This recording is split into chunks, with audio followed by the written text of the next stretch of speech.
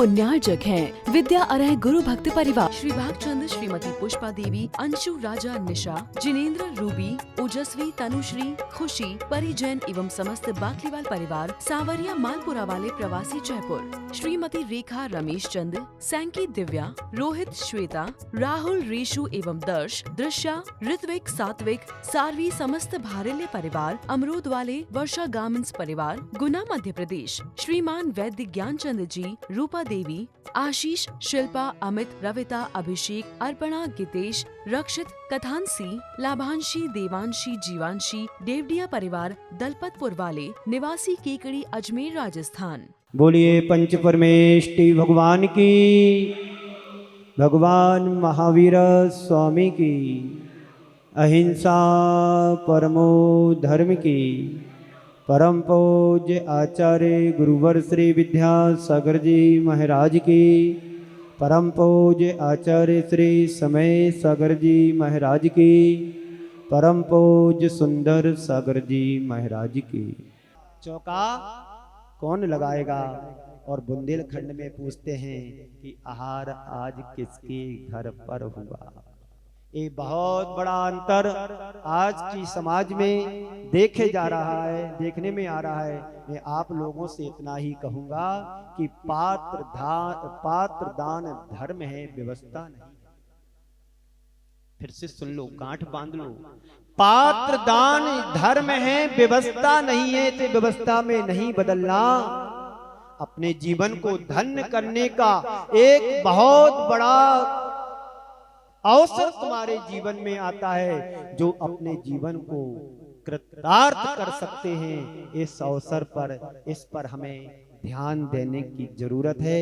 ये सब दानों में श्रेष्ठ दान है। आचार्य समंतभद्र महाराज ने भी इसी बात को उल्लेखित करते हुए कहा है, जैसे रक्त की धार को पानी की धार साफ कर देती है, वैसे ही घर गृहस्थी के खट कर्मों से लगे हुए दोषों को, पाप को पात्र दान साफ कर देता है। एक गिलास देने मात्र से इतना महत्व आचार्य समंतभद्र महाराज ने श्राप का आचार में उल्लेखित किया है। शास्त्रों के अनुसार किसी साधु को अगर तुम एक गिलास भी आहार देते हो, दान देते हो, आहार कराते हो, तो उससे उसका धर्म पलता है, उससे उसकी रत्नात्रय की वृद्धि होती है, उससे उसकी वैयावृत्ति के रूप में भी माना जाता है, और 24 घंटे अपनी त्याग तपस्या साधना में जुड़ा रहता है। उसे आहार दान नहीं, इसे तो रत्नात्रय का दान कहा गया है।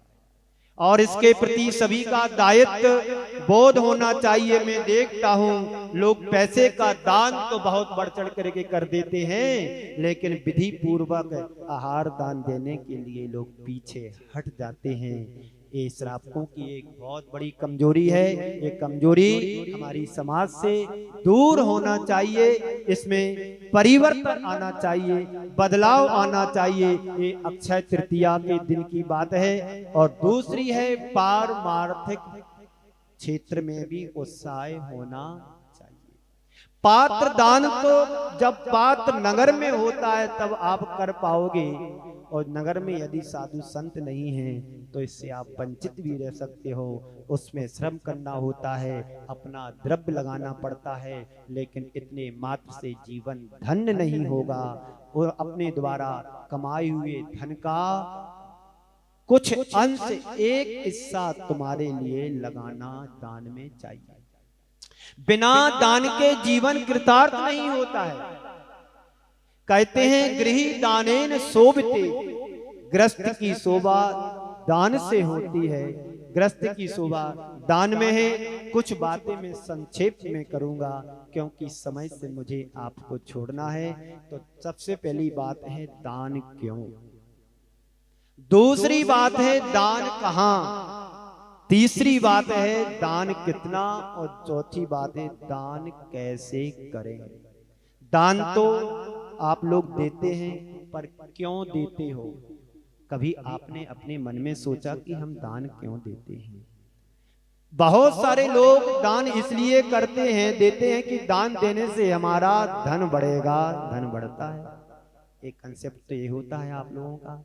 दान देंगे तो हमारे घर में सुख शांति होगी, दान देंगे तो अंतराय कर्म टलेगा, दान देंगे तो धन की वृद्धि होगी। कुछ लोगों का ऐसा ख्याल होता है। मैं आपसे कहना चाहता हूँ, ऐसी मानसिकता यदि आप रखते हैं तो ये ठीक नहीं। धन बढ़े इसलिए दान मत दो, जीवन धन्य बने इसलिए दान देना सीखो। ओम ओम ओम। धन बढ़े इसलिए दान मत दो, जीवन धन्य कैसे बने इसलिए दान देना सीखना चाहिए।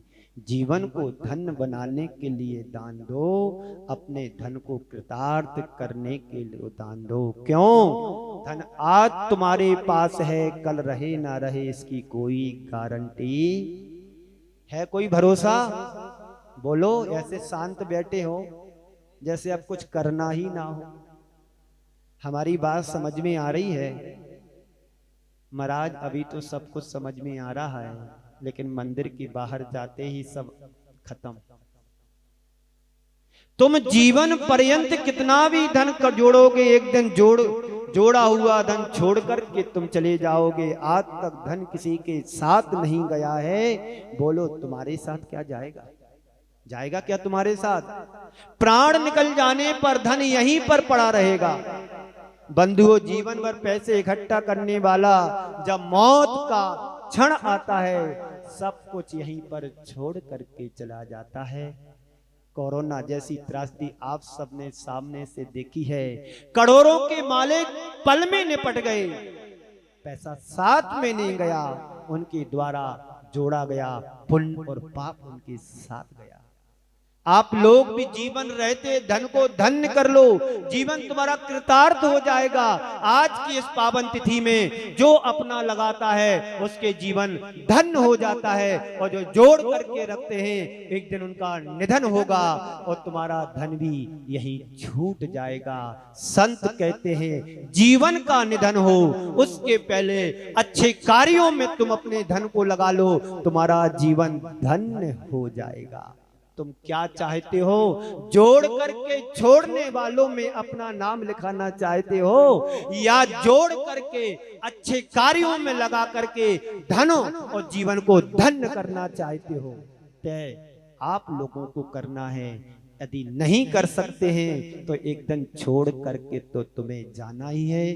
तुम लोग बड़े सौभाग्यशाली हो कि आज इस त्रासदी को झेलने के बाद आज सुरक्षित हो।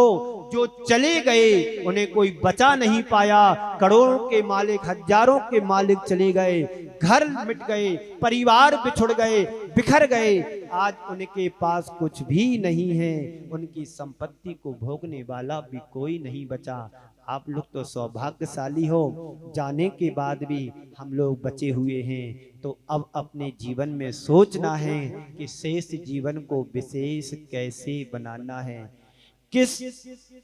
किस काम की संपत्ति है। अगर मनुष्य इस बिंदु पर विचार करने लगे तो उसे प्रेरणा देने की जरूरत नहीं होगी। धन आप क्यों जोड़ते हो, धनोपार्जन क्यों करते हो? यदि आपसे कोई सवाल करे तो तुम कहोगे कि जीवनोपार्जन के लिए, जीवन निर्वाह के लिए हम धन जोड़ते हैं, जरूरतों की पूर्ति के लिए हम धन जोड़ते हैं। हकीकत तो यही है कि प्रारंभ में जरूरत के लिए धन व्यक्ति जोड़ता है और कमाते कमाते, जोड़ते जोड़ते इतना लीन हो जाता है, कमाना ही उसकी जरूरत बन जाती है। पहले व्यक्ति जरूरत के लिए धन जोड़ता था, आज व्यक्ति का कमाना ही जरूरत बन गई है। ऐसे लोगों का कभी जीवन कृतार्थ होने वाला नहीं है। उन लोगों का नाम तो उसमें लिखा जाता है, सारी जिंदगी जोड़ता है और एक दिन अपनी अंतिम सांसों पर छोड़ करके चला जाता है। वे लोग बड़े सौभाग्यशाली होते हैं जो एक एक पाई का सदव्यय करना जानते हैं, सदुपयोग करना जानते हैं, अच्छी जगह लगाना जानते हैं। पैसा तो आज हमारे पुण्य से हमारे पास है, तो क्यों नहीं मैं पुण्य के क्षेत्र में लगा दूं, क्योंकि मुझे अपनी एक भी श्वास पर भरोसा नहीं है। जिसे इस बात पर ख्याल रहता है, विश्वास रहता है, जितनी स्पीड से वो कमाता है उतनी स्पीड से अच्छे कार्यों में लगाता भी है। वो दान को इस तरह से मानता है रबड़ की गेंद की तरह। यदि रबड़ की गेंद को दीवार पर फेंक करके मारता है, फेंकता है, तो जस्ट रिवर्स होकर के वो गेंद अपने पास आती है। संत कहते हैं वैसे ही तुम्हारे द्वारा दिया हुआ दान भी तुम्हें बदले में मिलता है। ओम बदले में मिलता है। बंधुओं, दान को कभी कमजोर नहीं समझना, मन को मजबूत रखो, कमजोर नहीं बलजोर बनाओ। तुम कमाते हो गमाने के लिए नहीं, कमाओ अच्छे कार्य में लगाने के लिए। ये सोच हमारी होना चाहिए। सोच को अभी तुम कैसी बना करके रखे हो, बहुत संकीर्ण सोच है। लोग कहते हैं महाराज जी मेरे पास तो है ही नहीं है, मेरे पास तो है नहीं है, मैं कहां से क्या करूं, कहां से दूं, आज व्यवस्था है कल की नहीं है। भगवान ऐसे लोगों के लिए उनकी मानसिकता को पूरा करते हैं। तुम कहते हो मेरे पास कुछ नहीं है, तो वास्तव में सब कुछ होने के बाद भी उनके पास कुछ भी नहीं होता है। और जिनके पास कुछ नहीं है उनका मन मजबूत है, तो भगवान रातों रात उनका घर भर देता है। और देने वाला बोलता इधर है, उधर व्यवस्था बन जाती है। सुदामा बनना सीखो, कृष्ण के पास जाओ तो सुदामा बन करके जाओ, अहंकारी बन करके, दुर्योधन बन करके मत जाना। दुर्योधन बनोगे विनाश करोगे, कुल का विनाश करोगे। युधिष्ठिर बनो, देना सीखो, लेना नहीं। हम उस समाज में जन्म लिया, हमने उस धर्म में जन्म लिया है जो हमारे आचार्यों ने, भगवंतों ने देने की कला सिखाई, देना सिखाया। युग के आदि में राजा श्रेयांश ने दिया। आज वो दान तीर्थ की परंपरा निर्बाध रूप से चल रही है। और जब तक पंचम काल का अंत रहेगा, आपके द्वारा दान परंपरा चलती रहेगी, श्रमण संस्कृति भी रहेगी, और आप भी रहोगे। आपका दान भी कृतार्थ होता रहेगा, साधु संत भी रहेंगे पंचम काल के अंत तक। तो बंधुओं, जरूरत के लिए कमाओ, जितना तुम्हें आवश्यक है उतनी आवश्यकता के लिए कमाओ। जरूरत बचे तो जरूरतमंदों के लिए लगाओ, और दूसरों की जरूरत को पूरा करने के लिए कमाओ। इसके अलावा कोई दूसरा रास्ता नहीं है। जोड़ करके छोड़ने की व्यवस्था हमारे शास्त्रों में नहीं है। तुमने कमाया है तो अच्छे कार्यों में लगाओ, परमार्थ के क्षेत्र में लगाओ, मानवता के कल्याण में लगाओ, दीन दुखियों की सेवा में लगाओ, साधु संतों की आहार विहार निहार और रहने की व्यवस्था में लगाओ, तो तुम अपने जीवन को सार्थक बना पाओगे। अन्यथा एक दिन जैसे जन्म हुआ था वैसी हमारा मरण ही होगा। इससे तुम्हें कोई बचा नहीं पाएगा। आप तय करो कि जितना मेरे पास सरप्लस है उस सरप्लस को अच्छे कार्यों में लगाना है, किसी के कहने से नहीं, हमें अपने मन से देना है, मन से लगाना है। क्योंकि यदि मन से लगाओगे तो उसका रिजल्ट पॉजिटिव तुम्हें मिलेगा। इस भाव में मिले ना मिले इसकी कोई गारंटी नहीं। इस भाव का पुण्य जैसे राजा श्रेयांश ने तीर्थंकर कुल में जन्म लेकर के पाया, श्रेष्ठी वर्ग में पाया, सेठ साहूकारों के घर में पाया, और अपने जीवन को धन्य कर लिया, मोक्ष को प्राप्त हो गए। जब आहार दान होता था जंगल में तो 4 जानवरों ने अनुमोदना की थी। न्योला भी था, गिलहरी भी थी, बंदर भी था, सूकर भी था। इन सब ने मात्र अनुमोदना की कि आज आहार दान हो रहा है, काश में होता तो मैं भी देता।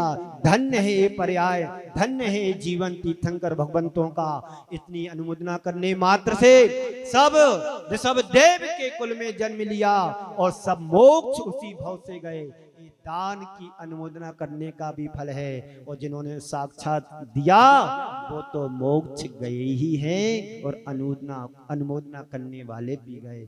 तो जरूरत के लिए कमाओ, जरूरतमंदों के लिए कमाओ। जो जोड़ा है जरूरतमंदों की सेवा में लगाना सीखो, तो तुम्हारे जीवन धन होगा। एक दिन तो सबका निधन होना ही होना है। कितना भी तुम जोड़ करके रख लेना, निधन के बाद धन का क्या मतलब है, कब किसका निधन हो जाए इससे पहले तुम्हारा निधन हो अपने धन का सदुपयोग कर लो, जीवन धन्य हो जाएगा। नहीं तो एक दिन सबका निधन निधन निधन धन्य कर लो। निधन को कैसे करोगे? तो संयम को धारण करके करोगे। कल तीतराज सम्मेश शिखर जी में पूज्य प्रमाण सागर जी के कर कमलों से 3 रत्नात्रय को धारण करने वाले 2 ब्रह्मचारी, 1 क्षुल्लक की दिगंबरत्व जैनेश्वरी दीक्षा का सौभाग्य मिला। आज भी उनकी पारणा का दिन है और सब देव ने भी आज की तिथि में पारणा की थी। जीवन धन्य होगा जो उन 3 मुनिराजों को प्रथम आहार दान देने का सौभाग्य मिलेगा।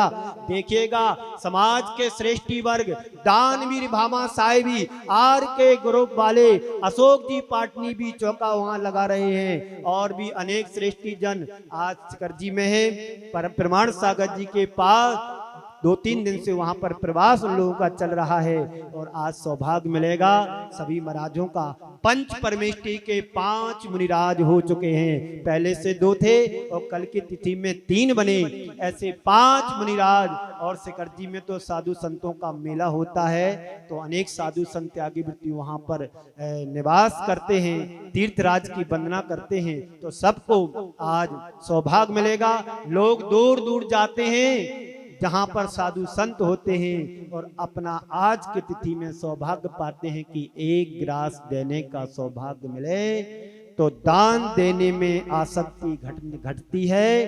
क्या है तुम्हारा जो तुम दे सको? तुम्हारे पास तुम्हारा अपना कुछ भी नहीं है, इसलिए 2 गज जमी है तेरी, कुछ भी नहीं है मेरा तेरा, 2 गज जमी है तेरी, मिल जाए ये भी तुझको ये भी नहीं जरूरी है ना। इस हकीकत पर जो विश्वास कर लेता है वो 2 गज जमीन के लिए इंतजार नहीं करता है, वो ये सोचता है यह जमीन भी जो मेरे पास है, ये भूगंड मेरे पास है, यह भी मेरा नहीं है। बंधुओं, एक प्रसंग सुनाकर के मैं अपनी बात को विराम देता हूं। कहते हैं राजा भोज बड़े उदार थे।